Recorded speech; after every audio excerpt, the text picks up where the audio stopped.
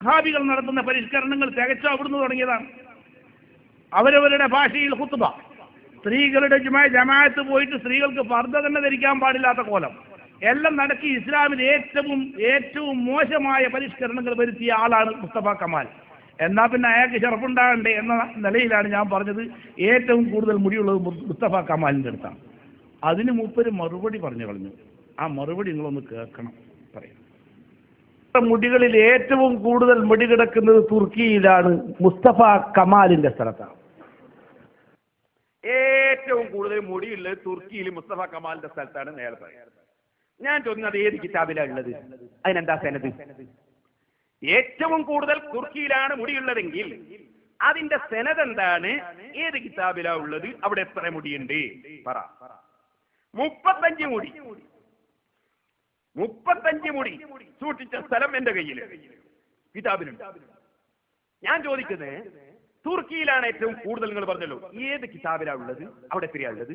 സനദ് വായിക്കും, സനദ് വായിക്കുക. 2 മറുപടി പിന്നെ ഇതുകൊണ്ട് തീർക്കുന്നൊന്നുമില്ല, വായിക്കട്ടെ. അടുത്തത് ഞാൻ പറയാ, കുസ്തന്തീനിയ 34 മുടി. ഞാൻ നേരത്തെ പറഞ്ഞ 35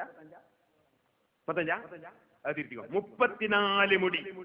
അല്ലാസാറുൻ നബവിയ അഹമ്മദ് തൈമൂർ ഗ്രന്ഥം നോക്കിക്കോ. നിങ്ങൾ പറഞ്ഞു എവിടെയാന്ന് പിന്നെ ചോദിക്കണ്ട, ഇപ്പൊ തന്നെ പറഞ്ഞു. മുസ്ലിംമാരെ പറയിക്കാൻ ഇമാതിരി ജാതികൾ ഇറങ്ങി പുറപ്പെട്ട എന്താ ചെയ്യുക? എനിക്ക് മറുപടി പറഞ്ഞതാ. പൊന്നു മോനെ, കുസ്തുന്തീനിയ എന്ന് പറഞ്ഞാൽ തുർക്കിയ. ജനറൽ നോളേജ് മൊയിലാമാർക്കില്ല എന്ന് പറയിക്കണോ? വല്ല ആവശ്യം ഉണ്ടായിരുന്നോ? ഞാൻ പറഞ്ഞത് ശരിയാണോ എന്ന് പരിശോധിച്ചിട്ട് പോരെ ബാക്കിയുള്ള വർത്താനം.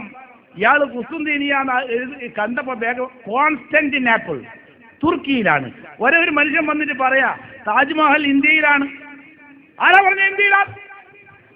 ഡൽഹിയിലാണ്, ആഗ്രയിലാണ് എന്ന് പറയും പോലെ ഉള്ള വിഡിത്തായി പറഞ്ഞു. ഇനി കഴിഞ്ഞില്ല ഈ മറുപടി. എത്രയാ പറഞ്ഞേ? 35 അല്ല, തിരുത്തിക്കോ 34. എന്നാ നിങ്ങൾ പറഞ്ഞ അക്കിതാബ് ഉണ്ടല്ലോ, അഹമ്മദ് തൈമൂർ എഴുതിയ കിതാബിൽ ഖുസ്തുന്തീനിയ 43 എന്ന് പറഞ്ഞാൽ 43 മുസ്ലിയാരെ, 34 അല്ല. അക്കിതാബിൽ നിങ്ങൾ വായിച്ച സ്ഥലത്ത് തന്നെ ഉള്ളത് 43. ഇനി തലക്കുന്ന തുടങ്ങിക്കോ. 1ാം ക്ലാസ്സിൽ നിന്ന് വാഹിദ്, ഇസ്നാന്, സലാസ, അർബ, ഹംസ, സിത്ത, സബ, 100 വരെ 100 വരെ എണ്ണി പഠിക്കുക. എന്നിട്ട് മതി ഞങ്ങളെ അറബി പഠിപ്പിക്കാൻ നടക്കുന്നത്. അതൊക്കെ കഴിഞ്ഞിട്ട് മതി 1ാം ക്ലാസ് കഴിയട്ടെ. ആദ്യം 1ാം ക്ലാസ് കഴിഞ്ഞിട്ട് വന്നിട്ട് മതി ഞങ്ങളെ അറബി പഠിപ്പിക്കുന്നത്. എന്നിട്ട് ഞങ്ങളെ തിരുത്തി